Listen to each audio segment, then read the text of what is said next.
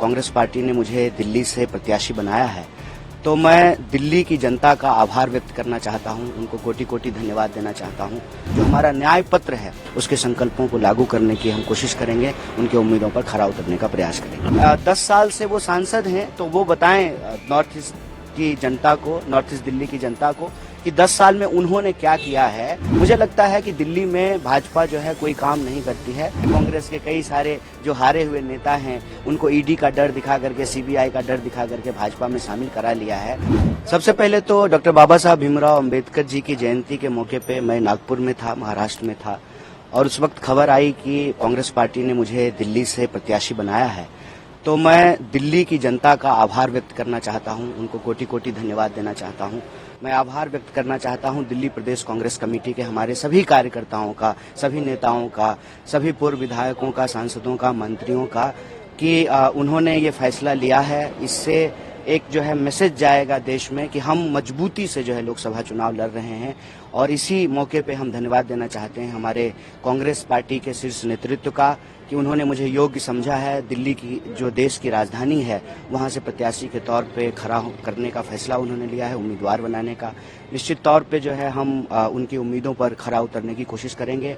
और देश में जो हमारी न्याय की मुहिम है, जो न्याय की लड़ाई है, जो हम 5 न्याय की बात कर रहे हैं, युवाओं की न्याय, महिलाओं के, किसानों की न्याय, और जो इस देश के भीतर जिन लोगों के साथ भी, चाहे वो किसी भी जाति, वर्ग, समुदाय के हों, किसी तरह का कोई अन्याय हो रहा है तो उस अन्याय को समाप्त करके न्याय की स्थापना करना, जो हमारा न्याय पत्र है उसके संकल्पों को लागू करने की हम कोशिश करेंगे, उनके उम्मीदों पर खरा उतरने का प्रयास करेंगे। आपके सामने जो कैंडिडेट है वो 2 बार के सांसद है, मनोज तिवारी, कितनी चुनौती मानते हैं आप? देखिए, कोई ना कोई तो सामने होगा ही। जब चुनाव हो रहा है, इट्स लाइक कि जब कोई टूर्नामेंट होता है, कोई गेम होता है तो 2 टीम होती है, तो कोई ना कोई तो सामने होता ही। मेरे ख्याल से व्यक्ति महत्वपूर्ण नहीं होता है, विचार महत्वपूर्ण होता है, मुद्दा महत्वपूर्ण होता है। 10 साल से वो सांसद हैं, तो वो बताएं नॉर्थ ईस्ट की जनता को, नॉर्थ ईस्ट दिल्ली की जनता को कि 10 साल में उन्होंने क्या किया है। और जनता तय करेगी कि जो वो कह रहे हैं अगर वो सच है, उन्होंने जो काम किया है, तो उनको अपना समर्थन और आशीर्वाद देगी। मुझे लगता है कि दिल्ली में भाजपा जो है कोई काम नहीं करती है। सिर्फ और सिर्फ जो इंडिया ब्लॉक की पार्टियां हैं उनको परेशान करना, तंग करना। जैसा कि आप जानते हैं कि दिल्ली के चुने हुए मुख्यमंत्री को बिला वजह जो है जेल में डाल दिया गया है, कई मंत्रियों को जेल में डाल दिया गया है।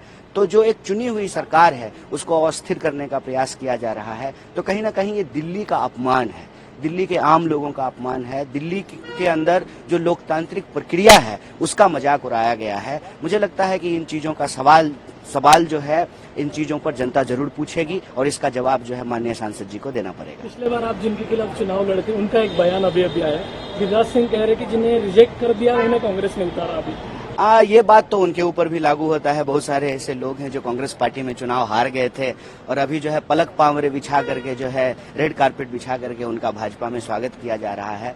हम यही कहते हैं कि आपकी बात में ना एक सच्चाई होनी चाहिए, एक ईमानदारी होना चाहिए। आप न्यायपूर्ण बात करें, आप ऐसी बात करें जिससे जनता को हंसी ना आए।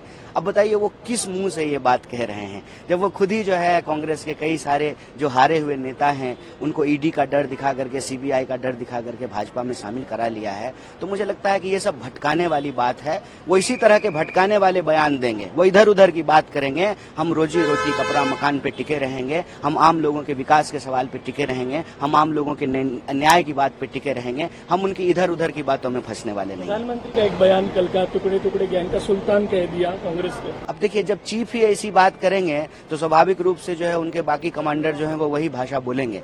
तो मैं यही कह रहा हूं कि प्रधानमंत्री हो या भाजपा के कोई भी नेता हो, आज उनके पास कोई एजेंडा नहीं है। वो ये बताने में सक्षम नहीं है कि 10 साल में उन्होंने देश के लिए क्या किया है, दिल्ली के लिए उन्होंने क्या किया है। दूसरी तरफ इंडिया ब्लॉक है और इंडिया ब्लॉक के हर पार्टी के नेता के ऊपर मनमानी कार्रवाई की गई है।